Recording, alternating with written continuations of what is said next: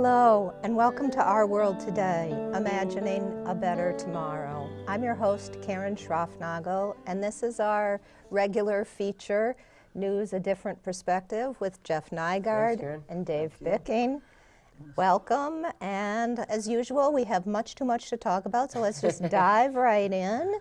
In my newsletter, Nygaard Notes, I've been talking in recent months about the phenomenon that I'm calling the decline of the U.S. empire, which has been actually underway for some time. If you want to learn more about that, you can read analysts like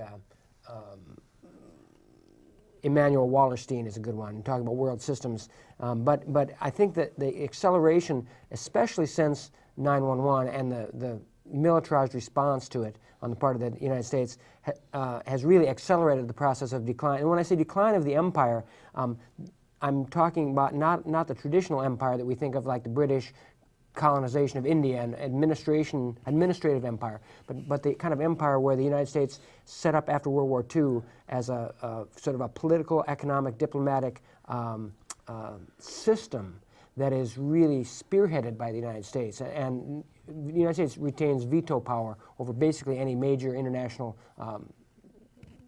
economic or diplomatic initiative. So that's coming apart, and I think it's worth paying attention to. And the media, of course, doesn't label it as such, but you can easily find, and that's why I want to put a regular feature in Nygaard Notes, is to talk about the little stories that come out all the time, highlighting the nature of the changing landscape internationally, which impacts all kinds of things in this country. I won't go into it right now, but here's a couple of examples from the month of May. The first one is a story about China in South America specifically. The relationship of the United States to the rise of China, which has been called, is really interesting. And there was an article in the Wall Street Journal on May 18th, headlined, "Beijing to Unveil South American Investments." And I'll just read a couple of highlights from the article. The lead paragraph, Chinese Prime Minister Li Keqiang, quote, will visit Colombia, Peru, and Chile, seeking to reassure trading partners that China's slowdown, that is, the growth in China's economy is not as fast as it has been, won't affect Beijing's engagement in the region. Beijing is proposing deals in which China buys finished products instead of only commodities. Already, Chinese lenders have become some of Latin America's top investors. That in itself, not only that China is increasing its investment, but that they're changing the nature of investment to buy finished products, meaning they're assisting in the development of an indigenous economy that's doing manufacturing and what's called in economic terms value added, rather than just the traditional role of Latin America and the Third World as just supplier of commodities for the industrial centers which have been in the North. This is a big deal. Mr. Li, I'll read another quote. Mr. Li has sought to build global demand for China's train makers and is setting up opportunities abroad for deep-pocketed Chinese manufacturers. There is a lot more to come in loans and investment for the region, said Margaret Myers, a China and Latin America expert at the Inter-American Dialogue think tank in Washington. We are seeing bigger numbers. There's more engagement of all sorts. Another paragraph mentions, in passing, in Brazil, where China has replaced the U.S. as top trade partner. This is the U.S. backyard, remember. Mr. Li is expected to sign agreements for joint research into the feasibility of building a cross-Andes rail link across Brazil's agricultural belt to Peru's Pacific coast. I don't think this is necessarily a good idea, but it's interesting that China is financing this and not the United States. And it's interesting that China passed the U.S. as Brazil's now, and that's mentioned like between two commas. Exactly. You know, not the headline of the story. It's a big story. Yeah. Another big story. Last year, Chinese loans to Latin America reached $22 billion U.S., surpassing the combined lending of long-established institutions such as the World Bank and the Inter-American Development Bank. Whoa. That's a big story. Yeah. I mean, that could be the headline easily. Either of those two could be. Many of these loans, and here's how the Wall Street Journal puts it, many of these Chinese loans, which lack the fiscal discipline strings often attached by Western lenders, were announced during President Xi Jinping's trip to China, or Brazil, and other Latin American countries in July of last year. So they come without structural adjustment Exactly. It's not attached to austerity. It's not attached to the structural adjustment is a polite term for the real for selling off of public assets and penalizing the poor populations to support the elites' investment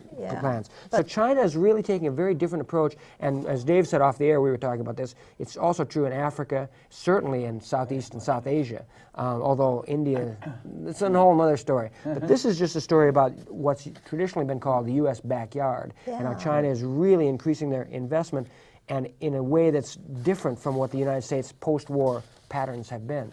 Worth noticing. Very different. For one reason, China, I don't think, has any military bases in South America. Exactly.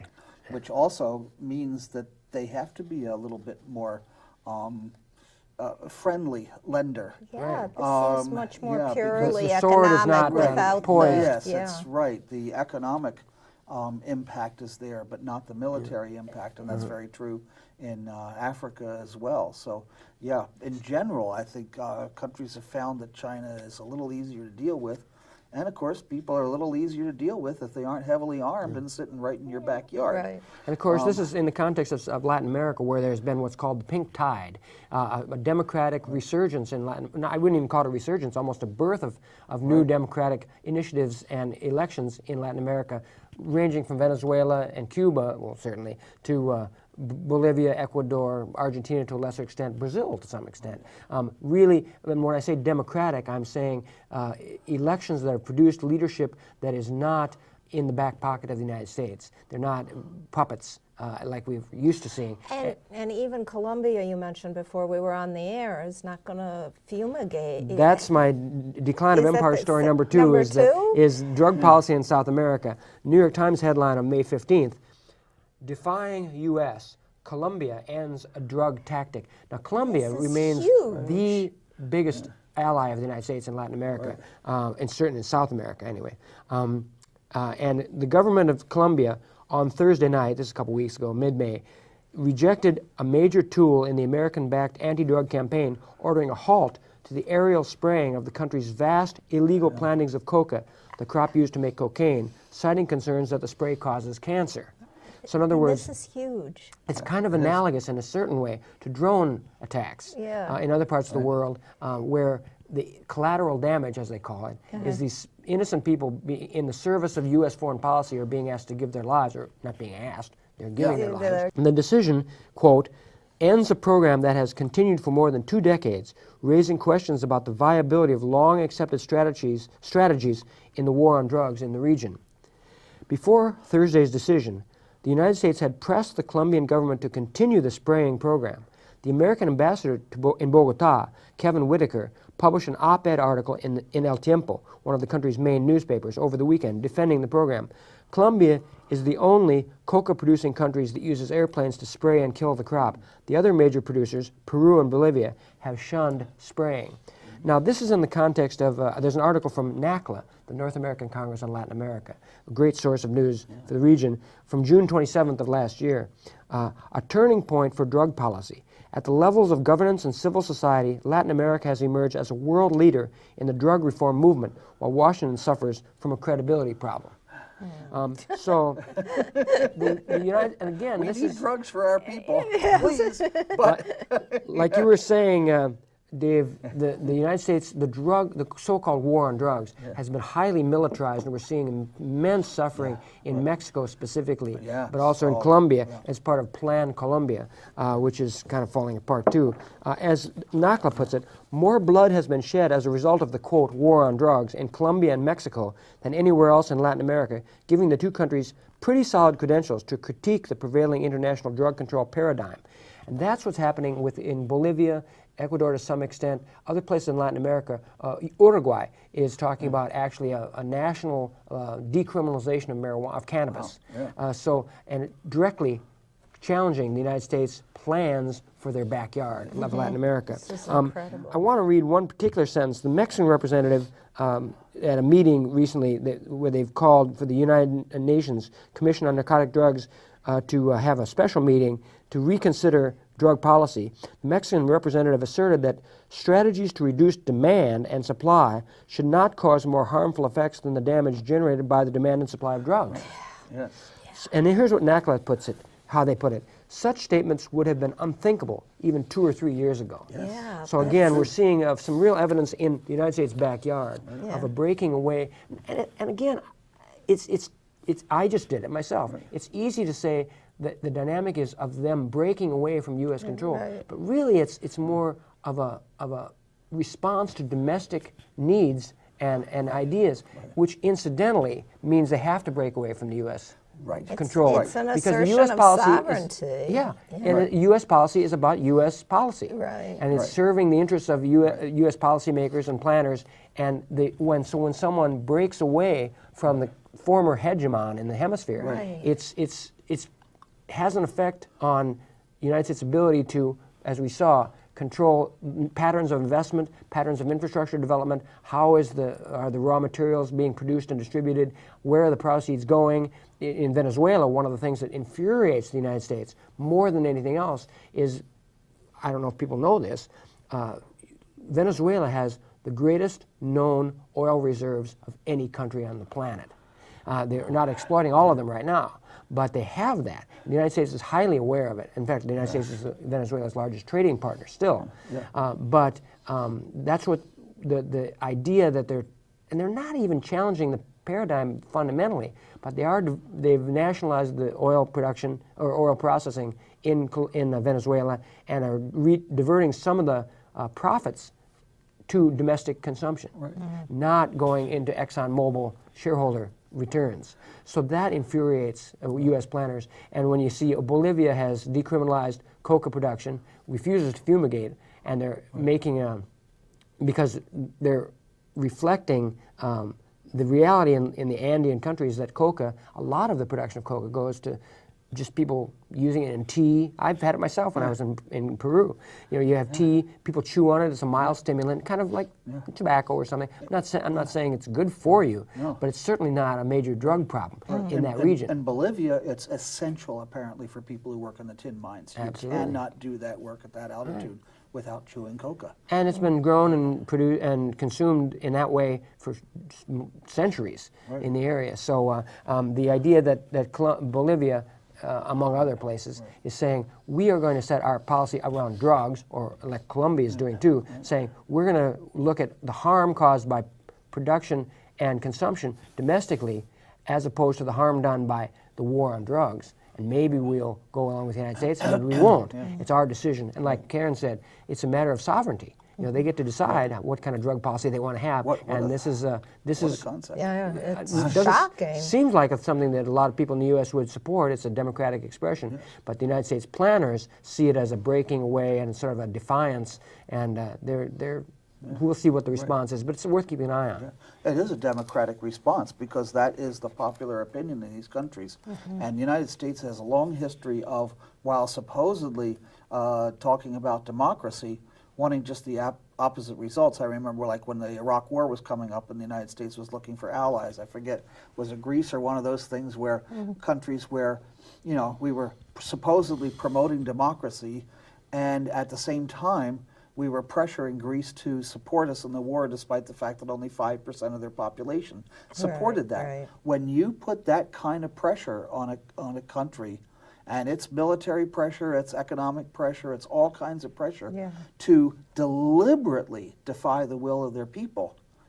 That is not promoting democracy. And what's happened here is in the last few years, there has been far more actual democracy in Latin America than there has been in the past. It's not that the United States is favoring that. The United States has been supporting all kinds of efforts at coups in Venezuela, and shortly after Obama took office in 2009, there was a successful coup backed by the United States in Honduras. And you can bet that Honduras isn't establishing any kind of independent path from the United States, even though I am sure if you looked, you would find that that's what the majority of the people in Honduras want. So if you are going to support democracy, you have to support the idea that the country is going to follow the wishes of its own people. One of the things that we've seen too is the United States, another more evidence of a decline of U.S. ability, I guess, to impose its will by force is what's been called, I've written about this in Nygaard Notes, the new American way of war, which is based on drone, more alliances, sort of covert operations, special operations. Right. You see it in Afghanistan a lot. And because the idea is that the United States public, in the wake of Afghanistan and Iraq, will not support, as they say, boots on the ground. Right. So we're having a less need for, less ability actually to deploy standard military forces and in favor of these remote control killing. One of the results of this, and this is why it's worth watching internationally to see what happens at home, is some of this military equipment that has been growing, is now coming home, and where's it going? So some of it's going to local police departments, and Dave's been talking about what's happening. Well, Obama just talked about it recently. Yeah, one of the things I've noted is that, as in around the world, popular opinion seems to be diverging from government action more and more in this country. There's many areas where popular opinion is more anti-war, more against the drug war. There's a whole lot of areas where, while these things still continue, you know, while people become more tolerant of marijuana, we have each year more arrests for marijuana than the year before. While people are becoming more tolerant of immigration, there's more deportations than ever before. And while people are looking very, very closely at police work in this country, the police work is getting more and more militarized. And supposedly we had something just a couple of days ago that was a victory on the other side. Obama went to Camden, New Jersey, and part of the reason he was there was to announce new restrictions on military equipment given to police departments in the United States. And this transfer of military equipment to police departments really came up and was reported in the wake of the Ferguson protests, rebellion, because there was a lot of military, well, we saw the pictures, a lot of military equipment there, and then it came out that it was all over the country, including Canada. Right. And, you know, including around here and everywhere, but Right. yes. But there were two very different stories about how things went in Camden. The New York Times had one, Obama puts focus on police success in struggling city in New Jersey. Turns out, incidentally, Camden apparently is the poorest city in the entire country. I did not know that. I did not know that either before. Incidentally, that wasn't from the New York Times article. Yes. So they celebrate the progress the revamped police force has made in rebuilding building trust between law enforcement and the people of Camden, a bright spot in what is otherwise troubled relationship. And the article goes on to talk mostly about Obama building trust with law enforcement, that they trust him. It doesn't do much else. There's a little bit in this article about some of the criticisms of policing in Camden, but it's mostly about how Camden has really turned things around with the police, and they've instigated community policing and so on and so on. Now there's another article, and basically the same thing, comes from World Socialist website, which is actually an excellent resource because they do a lot of good documentation. And as you pointed out, they often have stories very soon in reacting to what's really in the news today, whereas most alternative websites are weeks or months behind on that. And necessarily so with resources and everything else. So while I don't agree with everything they have, it's a valuable thing. And they took a look at the same thing and noted that despite this Obama touting, you know, he loves to go to sites of success, obviously, touting reports of police brutality by Camden cops have nearly doubled since 2011. And it has substantially more reported brutality complaints than Jersey City, which has 4 times more people. And basically they mention the New York Times, and it's talk about how wonderful this is, that they're cracking down on overly aggressive police tactics and limiting military-style equipment. Well, it turns out if you look at the actuality of what's being said and what's being done, only a small amount of military equipment is being restricted. And frankly, I heard news from a number of spots that, wow, we made really big progress on this. That, you know, the government is responding to the people's outcry about this military equipment, which has really been out there. I mean, this is something that's been bothering a lot of people across the political spectrum. Turns out, White House will no longer transfer a small range of highly specialized military assets to police departments, including bayonets, 50 caliber rifles, that's huge bore, and tracked fighting vehicles. Now, from a standpoint of actual policing, as it points out, even the military doesn't get training in bayonet use anymore. Right. And tracked military vehicles, and the 50 caliber rifles are not anti-personnel weapons. Those are for like blowing up buildings and things. Right. So, which is not exactly a police function so far. Wow. Yeah, the other restrictions, it says, are almost entirely meaningless. One of the ones, this is one of my pet peeves, is the list of prohibited items includes camouflage uniforms. But then it notes that doesn't include woodland or desert patterns or solid color uniforms. It's not good camouflage in my neighborhood. No. How often do you see now with SWAT teams and with other things wearing camouflage? Right. You know, we are not living in a desert or a forest. Real The camouflage would be asphalt colored, right? Right, yeah. Or, you know, it's absolutely insane. The camouflage has no police or military purpose other than to appear military. Right. You know, and people dress in camouflage sometimes for the same idea, Right. to appear military, you know, Right. and all this kind of stuff. But, I mean, it is absolutely useless in this respect, and yet they're going to continue to have camouflage stuff, and the cops love it because it makes them look like soldiers. It explicitly permits the provision of wheeled armed combat vehicles, assault and sniper rifles, belt-fed machine guns, and military aircraft and helicopters. Well, that's good. So, so basically, this is going to have very little effect. So it's all for the Right. PR value. It's all for the PR, which the New York Times went along with, Of just course. swallowed Of hook, line, and course they sinker. did. And along with it comes an additional $163 million in funding, a large share of which is going to be training police to use military hardware. So this actually may increase this. Also, the talk about Camden and the success of community-oriented policing. As a result, the community policing they're talking about is cracking down on minor crimes. Arrests for minor offenses soared. Citations for broken taillights increased by more than 300%. Now, you know, when you're stopped for a broken taillight, you have not been stopped for a broken taillight. Right. I can tell you from my own experience that this is not the way it goes. Rather, this is a way that the police control. And more that control is looking more and more military. And this is a serious thing. Just as around the world, the United States' economic power and its ability to enforce austerity and all that is really decreasing with the economic rise of other countries, which don't, for instance, have to spend 50% of their government budget on military. You get that. I mean, we're building bases surrounding China, but we can't compete with China in Africa and South America. Meanwhile, some of the same techniques are coming home, a military response to a social problem. It's also very interesting to hear that when you talk about, as you pointed out, the coverage in the Times and elsewhere of Obama's trip to Camden, it frames it as the story is about increasing trust in the police, and the lack of trust is the story, versus what is provoking that lack of trust. The militarization, the arbitrariness, the unjustified violence, police killings, which are giving rise to trust. It's sort of it's a subtle form of blaming the victim, really, saying the issue is that you don't trust us when we attack you.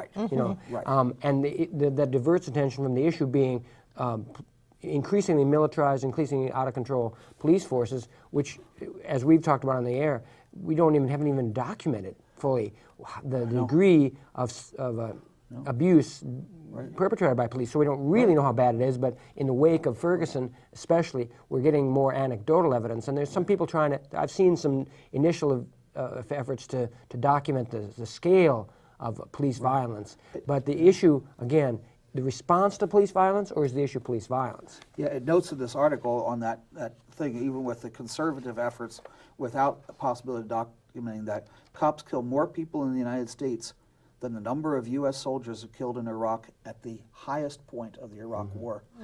The numbers are tremendous. And yes, I mean, locally here in Minneapolis, where I'm active and live, The police department has been doing lots of stuff to public relations things, and it's all framed as improving police community relations. Never will they talk about improving the police. Right. It's always about improving those relations. And what are we exactly supposed to be doing about improving police community relations? Secondly, the government answers to us in a democracy. Yeah, well, not the other way around. Right. And yet the idea is that you have to change in order for these relations to be better. So this is an ongoing thing, and despite a few supposed victories along the way, and a couple of actual ones, small, this is going to be a big trend, and it mirrors what's going on around the world, I believe. Speaking of police violence, we have another example, or police behavior. We have another example that was in the news recently, which is the, people have probably heard about the, I would call it the Gangland riot, a biker riot in Waco, Texas, that occurred last weekend. I think it was the 17th or something, Sunday, where I think 7 people were killed and how many people were injured in this shooting. It was interesting to and this, of course, was a very interesting, if you saw the pictures, after this huge outbreak and all kinds of different forms of violence, different forms of weapons, ending with gunshots and these killings. The New York Times referred to it as a melee, as opposed to a riot or, in fact, I did a little search. Most of the bikers, the great majority of the bikers were white. And so I did a LexisNexis database search of major newspapers, looking for, the search I did was first gangs and Waco and riot. And I found 0 references. Wow. Gangs and Waco and white, meaning, you mentioned the people were mostly white, 2 articles. Here's another one. Gangs and Waco and pathology, as in the pathology of the families that these bikers come from or something, which we'll hear endlessly with protest coverage. 0. Yeah. Gangs and Waco and thugs. Were these people thugs? Yes. 2 references, both in the New York Post, which is sort of known for their sensationalistic, it's a tabloid in New York. The word melee was much more common, 25 references in various newspapers, led by the New York Times. There were some good articles if you went outside of the corporate press. One in particular I think was really good was by Rutgers professor Brittany Cooper, writing in Salon. Salon and CNN actually had a pretty good article. But I want to quote a little bit from Brittany Cooper's piece in Salon. Frequently in conversations, she says, that I have observed or participated in with white people about race, the claim is levied that it is black people who make everything about race. But this incident in Waco gives lie to that claim. It turns out that when white privilege is in clear operation, white people are invested in making sure that we don't see race in operation. Charles Mills, a philosopher of race, has a term which I think applies here, epistemology of white ignorance.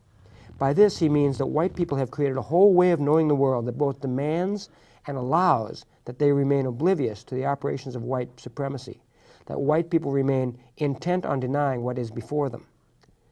Thus, even though 3 gangs have now attacked each other in broad daylight and killed or injured 27 people, there is no nagging, gnawing sense of fear, no social anxiety about what the world is coming to, no anger at the thugs who made it unsafe for American families to go about their daily, regular activities without fear of being clipped by a stray bullet, no posturing from law enforcement about the necessity of using military weapons to put down the lawless band of criminals that turned a parking lot into a war zone in broad daylight. More than that, there is no sense of white shame, no hanging of the head over the members of their race that have been out in the world representing everything that is wrong with America. No that need kind for of all whites to condemn this, or else you are part of this. Right. Isn't that something that you see kind very of, often? that, well, the black leaders won't condemn this. That kind of interracial shame is reserved primarily for black people. And Charles Blow, a commentator, African-American commentator in the New York Times, writes, there is something about black violence that makes some people leap to a racialized conclusion that the violence is about our fraying culture, that it's not simply about people behaving violently, but about the entirety of the environment from which they sprang. Black violence stops being about individual people and starts being about the whole of a people. So we hear about black on black crime or black on black violence or the pathology of the black family, none of which, as I showed, my searches showed, none of which has come up in regard to this real violent riot in Waco. And in fact, if people watched any of this on TV or looked at some of the pictures, you can see in the aftermath of the outbreak, bikers sitting kind of peaceful. It's almost a peaceful scene, as opposed to the picture we saw at Baltimore or Ferguson, where you see the militarized, the highly militarized lines drawn with people, confronting each other and very, very tense. Yes. After the Waco shootings, bikers were sitting, looking at their smartphones, sitting on the grass. The police were kind of standing around, literally sort of chatting with them. Wow. There was no shields, no tanks, nothing like that.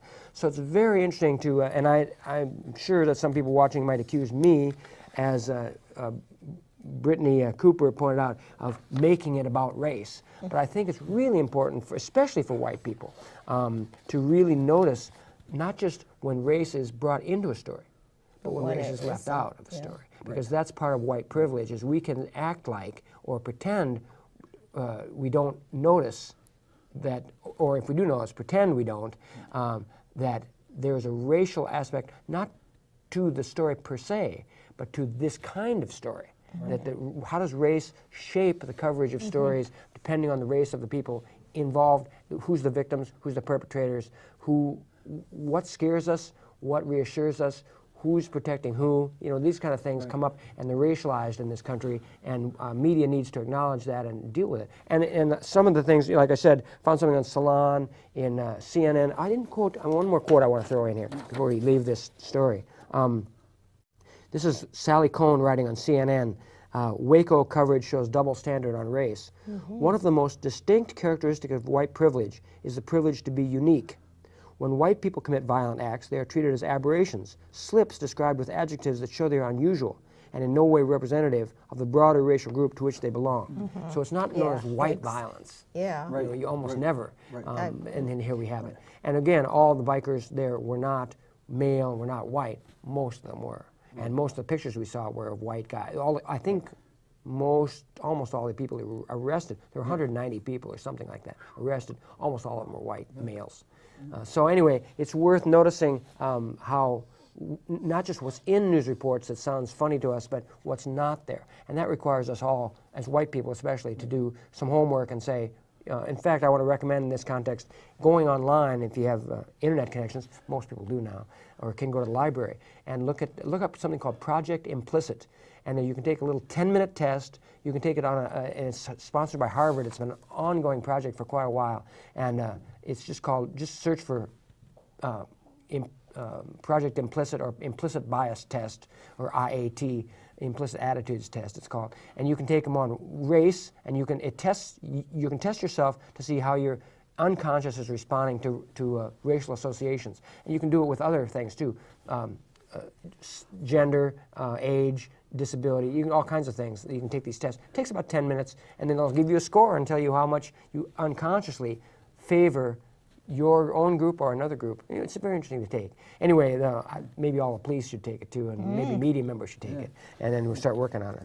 Yeah, I want to just mention something actually that I'd prepared, spent a lot of time preparing for last month, and it was a really busy month, and it was one of the things we didn't get to, is the term violence also in this, and who it's applied to, and who it doesn't. And last month we taped the show just after the first day or two of things going on in Baltimore. And at that time, some windows had been broken and there had been some looting. Violently. Right, yes. In any case, I checked, I went to the Star Tribune and just did a search on the term violence and looked at the first 20 articles that came up and what things they were.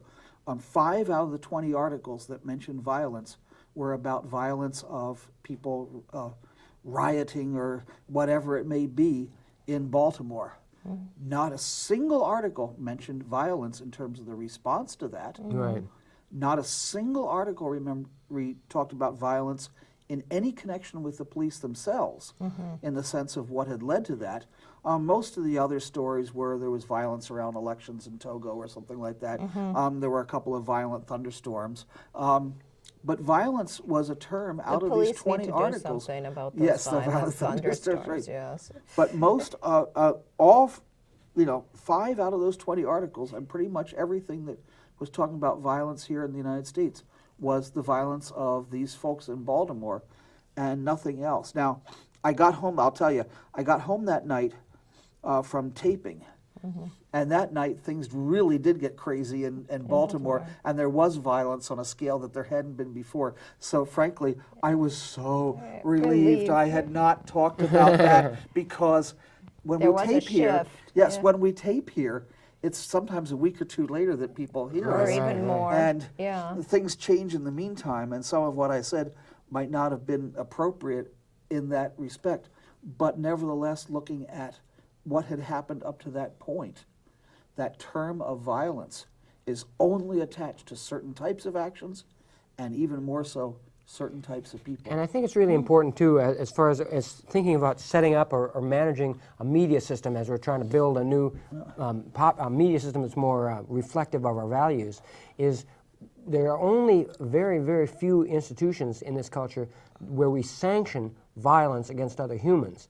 The military and the police being the two main ones. Yes, right. So I think really paying attention to when is violence justified? When is it claimed to be justified? Right. When is it actually employed? Those are things the media should really be paying close attention to, not because we're picking on the police, but because they are an institution that is sanctioned to use violence, and when it's allowed and not allowed tells us about what kind of culture we are, and when do we consider, we being the people, the public, the democratic mass that supposedly, like Dave said, they're supposed to be accountable to us and reflect our values.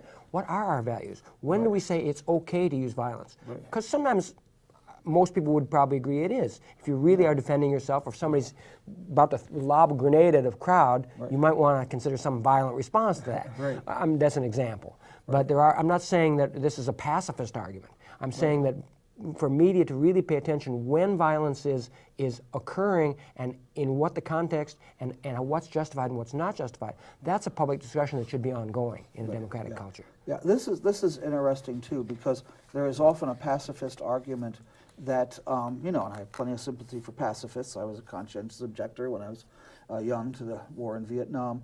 But the pacifist argument that if you advocate violence in any sense, and I mean they include breaking a window, which is not violence. Nobody feels pain or fear when a window breaks. But if you advocate violence in any sense, you'll never get support from the American people. Well, this is nonsense. 98%, probably 99.5% of the American people support violence in some context. It's not like violence is uniformly considered a bad thing. But the term is attached to certain types and not to others. And the other argument that comes up so often in terms of talking about police, and especially in right-wing comments, but even more mainstream, is look at all the black-on-black crime. How many blacks are being killed by police, and how many are being killed by other blacks? It's an entirely different thing, because the police killing of it is being done under the color of law, with the support of the government, virtually always justified, virtually never condemned or punished. The other violence, if people are caught, or even treated as violence. The other, we have already reached the point where there's general agreement that gang folks shouldn't kill each other, and they shouldn't be shooting each other up in the street or shooting into houses where there's little kids. We've already reached that point where that's not acceptable, and the law agrees, and people are, if it goes to court, people are punished for that. But yet it is treated so often by people as, well, it's the same sort of violence, and if they don't seem to care about this violence, which of course is totally and utterly untrue, but why do they only care about the violence from the police? That's the violence that we support, we pay for, we vote for, supposedly. A very different thing. So the violence of authorities who represent us in a supposed democracy is a very different thing. And one of the things about violence, too, of course, in the media, is that I admit when there's a loud bang or something explodes or somebody gets, I want to look. I mean, it definitely, if there's I'll turn it on, or I'll turn my head. I was just out the other day, and there was a car accident, nearby. I couldn't not look. I stopped and gawked like everybody else. So there's a built-in tendency of media to turn the cameras toward where there's loud noises and gunshots and whatever. So that's built in. One of the things that, to segue to our next segment here, one of the things that gets lost in that media environment is things that are not violent, that are not dramatic, that are not photogenic, or not, some things don't make you turn your head. So, for example, in the spring of every year, it starts the process, actually late winter, starts the process of setting a federal budget. The federal budget is huge, and of course it really reflects the values of a culture to some extent. Well, it reflects values, let's put it that way. If we were a democratic system, more so, it would represent our values. Right. But what I want to point out right now, because we're sort of in the process, you wouldn't hardly know it. In March, back in March, a couple months ago, the several budgets were, well, first of all, the president issues his proposed budget for the year fiscal 2016 in early February. That's out there. Then in the month or two after that, the Congress puts out their budget, and then sub-caucuses within the Congress also, specifically the Congressional Black Caucus and the Congressional Progressive Caucus, put out their budgets, which those two came out in the middle of March. On March 26th, the Washington Post reported the House voted on both plans, and the tweaked version won. In addition, tweaked meaning the House proposal. In addition, to voted on 4 other budgets, a more conservative plan offered by the Republican Study Committee and more liberal plans from the House Democratic Caucus, the Progressive Caucus, and the Congressional Black Caucus. The only coverage of this vote happened in the St. Louis Post-Dispatch, who reported that the House defeated the People's Budget, that's the Congressional Progressive Caucus, by a vote of 330 to 96. Overwhelmingly defeated it. The Black Caucus was defeated, budget was defeated almost as bad. What I want to point out, though, if you want to follow this stuff, because it's not in the media much, there is a group, I've mentioned them on the air before, and I'll mention them again, the National Priorities Project. I think it's online. It's just search for National Priorities Project, but it's nationalpriorities.org, I think. They put out a report in April called Competing Visions. President Obama, House Budget Committee, Senate Budget Committee, and Congressional Progressive Caucus released budget proposals for 2016, and the National Priorities Project examines how new budget proposals stack up to Americans' priorities. Now, what's remarkable about this study, it takes various major issues, for example, domestic discretionary funding, and the first column is public opinion. What do Americans want? And it talks about what the overwhelming majority, or whatever majority is, and then they talk about what is the basic gist of President Obama's proposal, the House Budget Committee, the Senate Budget Committee, House Congressional Progressive Caucus. Let's take an example of Social Security. I'm into Social Security. 66% say making the Social Security system sound is a key issue facing the President and Congress this year. So President Obama's budget raises $10 billion per year by closing loopholes that allow some high-income individuals to avoid paying payroll taxes. The House Budget Committee creates a bipartisan commission to study the program's problems and submit a proposal to Congress. The Senate Budget Committee, no proposed changes, and the House Congressional Progressive Caucus endorses changes such as eliminating the cap on earnings subject to Social Security and using specialized cost of living adjustments for elderly Americans. So it goes through issue by issue. There's the Affordable Care Act. The House Budget Committee wants to repeal it. The Senate Budget Committee wants to repeal it. The House Congressional Progressive Caucus institutes a public option. And enhances it. So you go down the line. It has other subjects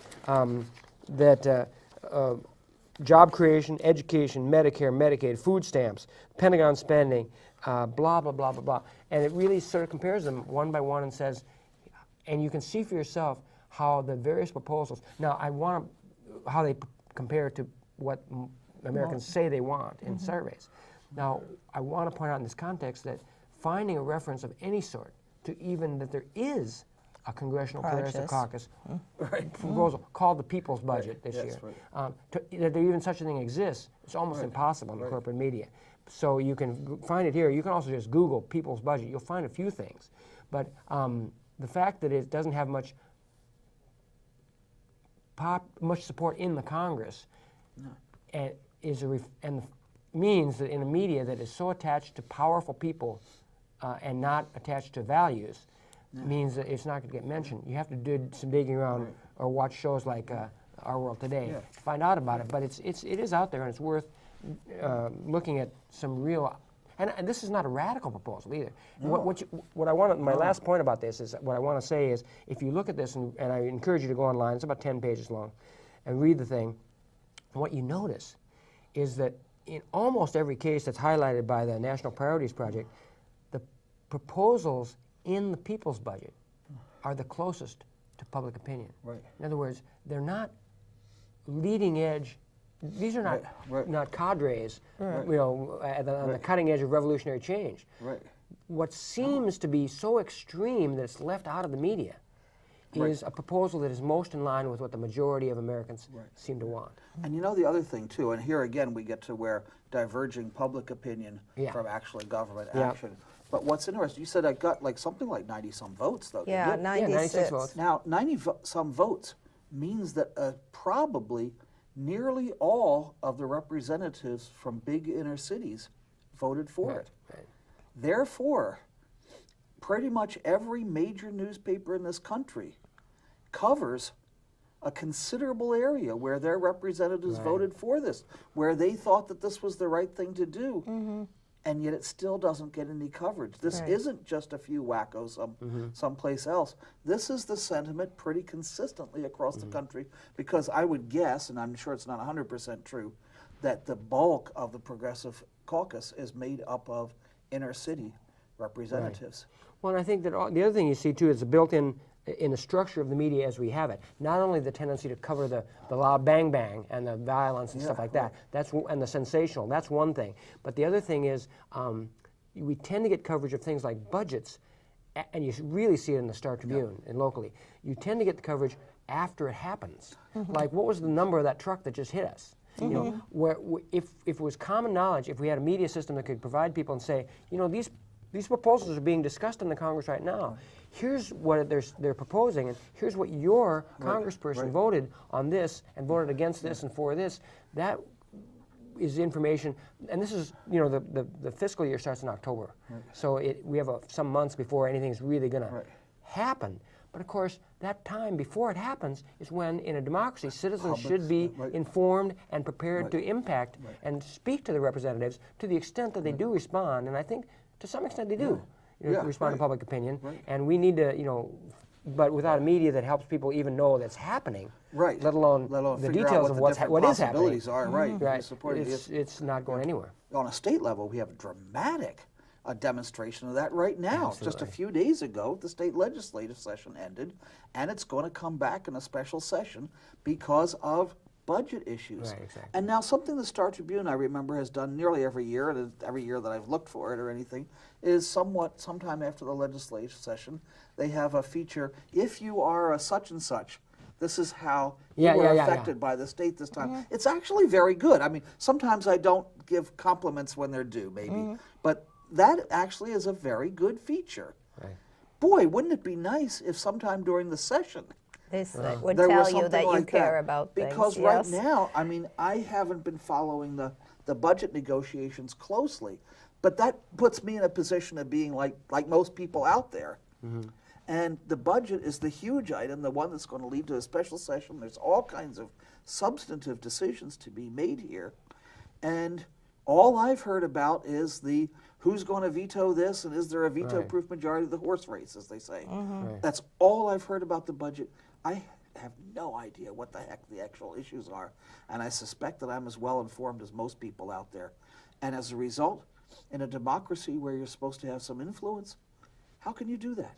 I'd love to see that article, here's how it would affect you, while this stuff was still up for decision. And my criticism I would make of that coverage, which I think it is good, how does it affect you?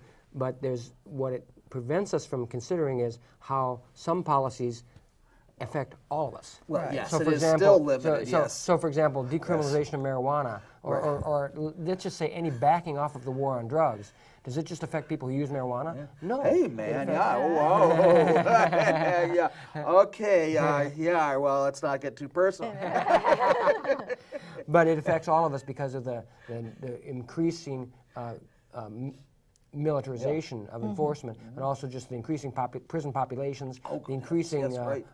imposition of So many enforcement on communities of color, et cetera, et cetera, et cetera. And not only do they not tell that, but they make it as if it's about two women who have small children who have seizure disorders. And I mean, their pain is real. Yes, oh, absolutely. But, I mean, they make it not even just about pot smokers, but about this tiny. Oh, yes, yes. And there's a mythology, it's just, I won't go into this in too great depth, but there's a mythology, and you'll hear a lot of reporters, if you talk to reporters, will say that it's about storytelling. You got to tell a story because people won't read it and they're just facts and data and stuff. There's something to that, but I think there's a danger, and Karen's really highlighting it. When you bring it down to an anecdote, like so and their two kids who need, have disabilities or whatever, that's important. But if you don't contextualize it, you tend to think that it only affects those people, and and that's not. Right. The danger of anecdotes, and Ronald Reagan was a master of this. The welfare queen. Yeah. His anecdote. Oh, right, so a lot of people end up thinking that's the average welfare recipient is the person driving a Cadillac and buying steaks, or whatever the stereotype was. Right. So and just producing babies is their job. Exactly That's right. how we keep So we getting got to be more careful money. of anecdotes and choose them. And the role of anecdotes is important. But I think the responsibility of a journalist is to choose anecdotes that really do reflect the typical or the common or the larger patterns and not the exceptions. Right, and this happens on both sides, to be honest. Oh, yeah. When there was a reaction to the AIDS epidemic, and very good groups were trying to get money for support of AIDS treatment and all that kind of stuff. If you looked at any of the stuff they put out, and quite a lot of the major media, you would have thought that AIDS was primarily a disease of young, attractive white women. Yeah. It was remarkable the extent to which that was true.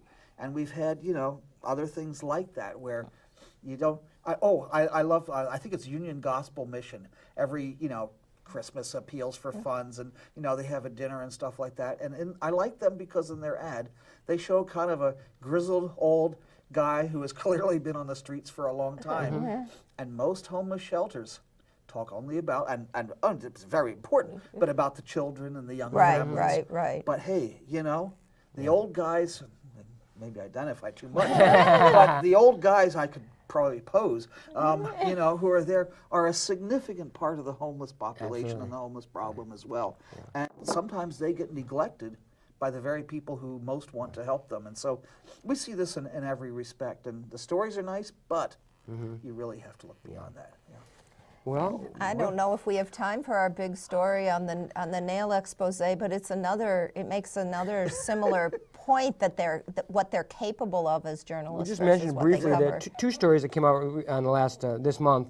One was the New York Times did a series, I think it was a short 2 or 3 part series, major investigative piece on manicurists and people who work in nail salons in New York City, and how mostly immigrant workers, mostly highly exploited. It went into great detail. They spent months on this, and it was really, and there's already movement to really educate and protect some of these workers who are being shorted on their wages. The chemicals they use to do nails are causing all kinds of incredible toxicity. And these are mostly immigrants who don't know the rules and have been exploited mercilessly. It's great stuff. And I just want to mention that, and I want to mention the second article that's kind of oddly related is Seymour Hersh, the veteran investigative reporter, published a major piece in the London Review of Books, I think. Right. He couldn't get it published in the U.S. Couldn't get it published here. Basically, new reporting about the 2011 when bin Laden was killed by U.S. Special Forces, basically challenging many of the parts of the story that came out from the U.S. government after that about who was involved in planning the raid, what they did with his body afterwards, on and on and on. The reaction, and so the reason it's connected is I think the New York Times expose on the manicurists and Seymour Hersh show what good reporting can do. Neither Seymour Hersh nor the New York Times would be accused of being revolutionary anarchists or anything. They're just doing journalism. Right. And based on some sense that there's some social justice issue here, that it's important for the public to know what the government is doing, what the business interests in doing, what the economic forces in their community are inflicting on people. This is good reporting. Now, why? Actually, Counterspin, the project of fairness and accuracy in reporting, did a good report on their show. You can listen online, talking about that's good reporting, the New York Times story specifically, but why don't they do this all the time? Right. This is what used to be called reporting, is now called special investigative reporting. Yes, Because they really, why are they, in fact, there was just a lawsuit filed, or was a suit, I guess in the National Labor Relations Board, filed by janitors in the Twin Cities who are being shorted on their wages by the contractor that hires them. They're based in Illinois. That should be a major story. It was in the business section of the Star Tribune. But those kind of, that shouldn't come to light only when they file suit. Where's the media reporting on wage theft, reporting on exploitation of workers in our community? If we have the resources in our media, that's what it's for. So I think these stories about Seymour Hersh, and by the way, the response of the government to Seymour Hersh's report was just to smear the reporter, and didn't really contradict any of his specific claims. They just said, oh, it's all bogus. And one of their sources actually was a guy a former CIA officer, who was, his refutation, in general blanket condemnation of Hersh's reporting was, he was in the room when a lot of this stuff happened.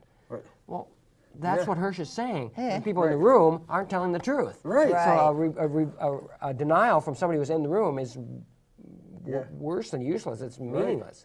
So, especially in the room during the raid. Remember when we got to see them all watching that television set to just find out in real time what was going on? Turns out the transmission had gone bad and they were watching an empty screen, and maybe the Price is Right. But there were the people in the room who all claimed that they were watching it there. I mean, that's some of the silly and small items. And supposedly, we know they don't tell the truth. The other things that Hersh said that were interesting was that the Pakistan authorities were involved and knew about bin Laden's whereabouts for a long time before the United States. And the idea that it was due to a courier was the story from the United States. And actually that there was the Hersh maintains that there was somebody coming in off the street volunteering information to get the reward. There was a $25 million reward for information leading to bin Laden's seizure. These kind of things that really contradict the official story. I haven't seen yet any specific refutation of Hersh's charges, just general smearing and saying he doesn't know what he's talking about. And even the hilarious, and this is the last point I'll make, the hilarious charge that his sources were not named. Well, Jeffrey Sterling was just was just one of the leakers who talked to Ed Snowden. Was one of the he just was sent to jail for leaking. No source inside the government is going to give their name in this climate. So of course he's using anonymous sources, but he's got a long track record. If people remember, Seymour Hersh, he was the one who broke the story about My Lai back in 1968. So he's been around for a while. He knows what he's doing. I have to cut Oh no! Don't tell me we're running out of time. Not running out, completely and totally out of time. Yet again, with many things undiscussed. We'll come back to some things next month. I hope we'll hit the Strib and city pages, because that is an important local story, and all our stories are important. Thank you so much for joining us for Our World Today. We'll be back approximately next month. Thanks, Jeff. Thanks, Dave. Thanks, Dave Garland. Thank you for watching.